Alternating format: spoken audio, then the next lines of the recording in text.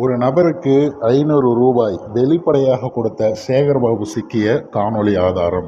இந்த தலைப்பில் தான் இந்த காணொளியை நம்ம காண இருக்கோம்.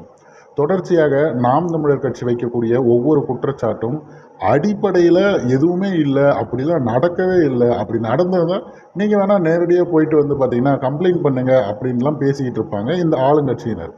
ஆனால் நம்ம அதற்கான எந்த ப்ரூஃப் கொடுத்தாலும் இது வரைக்கும் அவங்க கைது செய்ததே கிடையாதுங்கிறது தான் மிக மிக ஒரு கேவலமான போக்கு.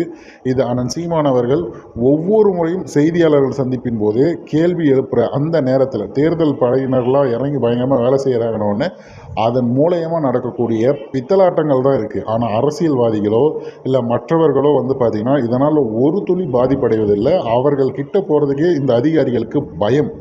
ஏன்னு கேட்டால் ஒரு மளிகை கடைக்காரர் வந்து பார்த்திங்கன்னா அவர் வந்து ஹோல்சேலில் பொருள் வாங்க போனாலோ அல்லது நகை வாங்குவதற்காக ஒரு திருமண நிகழ்வுக்காக போகக்கூடிய ஒரு நடுத்தர குடும்பத்தை சேர்ந்த அந்த நபர்களோ இன்னும் சில பேர் அவங்களுடைய பணத்தை சேமித்து வைத்துவிட்டு இல்லது ஏதோ ஒரு நிகழ்வுக்காக இல்லை மருத்துவமனையில் அந்த காசை கட்டுவதற்காக வந்து பணத்தை வித்ட்ரா பண்ணிட்டு வர்றது, இந்த வேலைகள் நடக்கிற இந்த விடயத்திற்கெல்லாம் வந்து பார்த்திங்கன்னா பயங்கரமான சோதனை செய்வது, அந்த பணத்தை எடுத்துகிட்டு வந்ததுக்கான காரணம் அது எல்லாத்தையும் எழுதி வாங்குறதுங்கிற மாதிரி ஸ்டேஷனில் உட்கார வச்சு பல மணி நேரம் அவர்களை வந்து சித்திரவதைப்படுத்தி உளவியாக வந்து பாதிப்புள்ளாக்குற மாதிரி செய்கிறாங்க.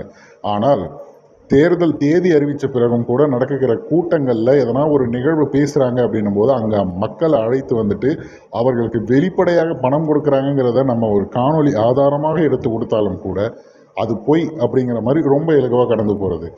அதுக்கும் மேலே அப்படின்னா அவங்கள நேராக இழுத்துக்கிட்டு வந்து அந்த இடத்துல நிற்க வச்சாலும் கூட அதை ஏற்றுக்கொள்ள மனப்பாங்க அவங்களுக்கு இருக்குமா அப்படிங்கிறதே நமக்கு தெரியல. ஏன்னா அந்த அளவிற்கு அவர்களுடைய செயல்பாடுகள் இருக்குது அப்படின்னு சொல்லிட்டு நாம் தமிழர் கட்சியுடைய தலைமை ஒருங்கிணைப்பாளர் பலமுறை செய்தியாளர் சந்திப்பில் சொன்னாங்க.